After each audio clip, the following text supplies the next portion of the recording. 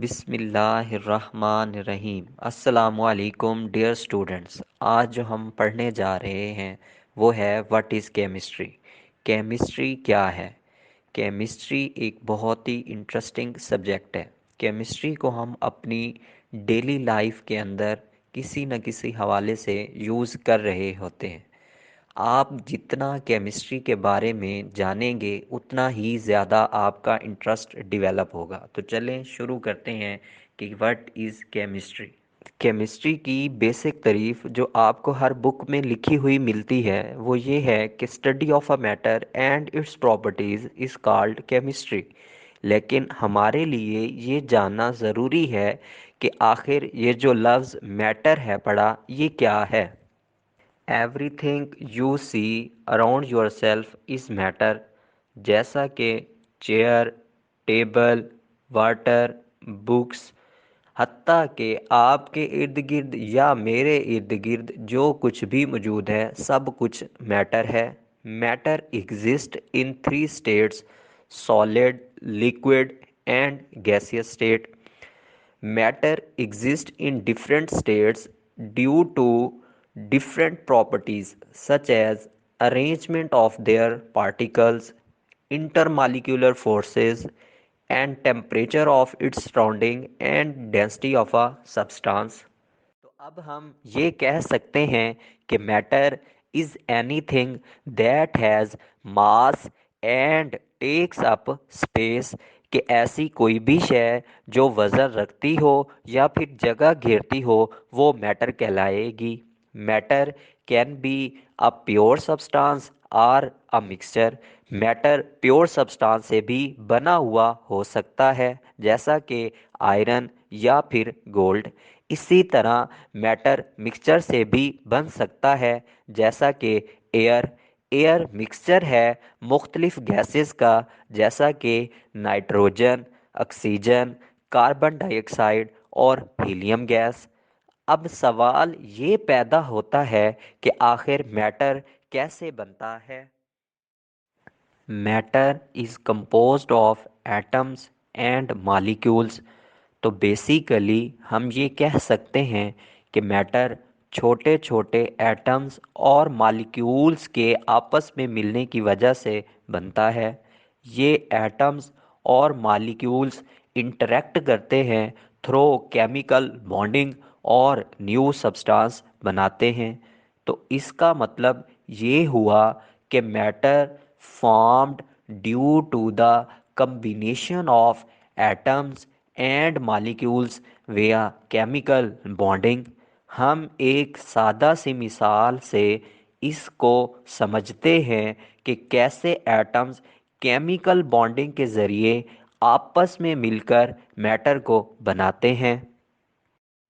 Water is one of the most common compound on Earth and its atmosphere।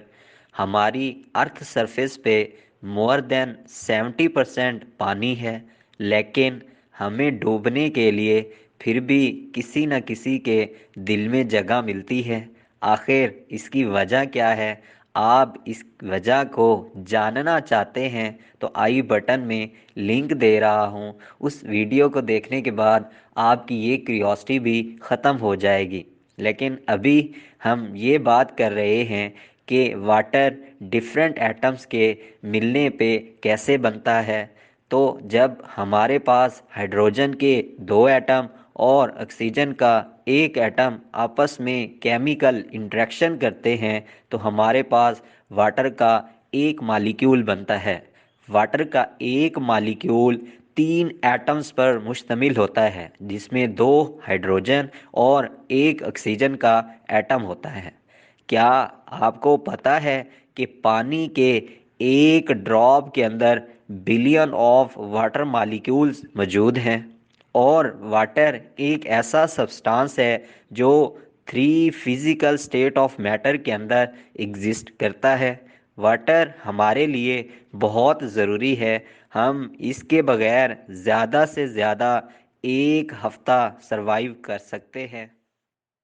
तो जब हम study of a matter की बात करते हैं तो हम मैटर की चार खसूसियात को डिस्कस करते हैं जिसमें नंबर 1 है composition of a matter. Composition of a matter से मुराद किसी भी मैटर के कॉन्स्टिट्यूएंट्स को जानना है। जैसा कि हमने वाटर की एग्जाम्पल में देखा कि 2 हाइड्रोजन और 1 ऑक्सीजन एटम मिलने से वाटर का एक मॉलिक्यूल बनता है, जिसमें हाइड्रोजन और ऑक्सीजन कंपोनेंट हैं, जबकि वाटर का मॉलिक्यूल हमारे पास मैटर है। दूसरी प्रॉपर्टी हमारे पास स्ट्रक्चर ऑफ अ मैटर है। इसमें हम ये देखते हैं कि कैसे एटम ज्वाइन होकर मैटर बनाते हैं। थर्ड हमारे पास प्रॉपर्टीज़ ऑफ अ मैटर है। प्रॉपर्टीज़ ऑफ अ मैटर के अंदर हम 2 प्रॉपर्टीज़ को डिस्कस करते हैं। पहली प्रॉपर्टी हमारे पास फिज़िकल प्रॉपर्टी है। फिज़िकल प्रॉपर्टीज़ के अंदर हम मैटर के smell, taste, melting point, boiling point, solubility वगैरह को चेक करते हैं।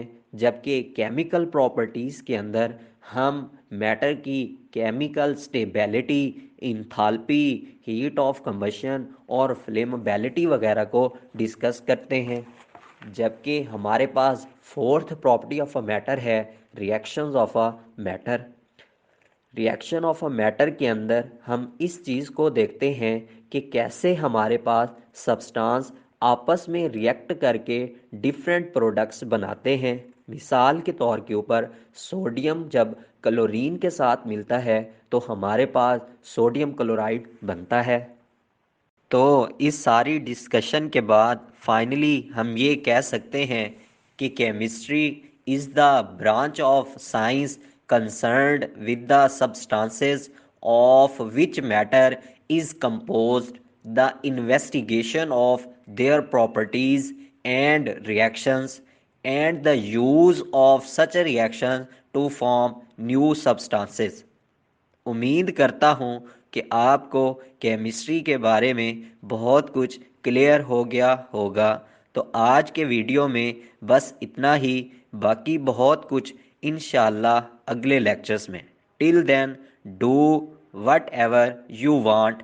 अल्लाह हाफिज़।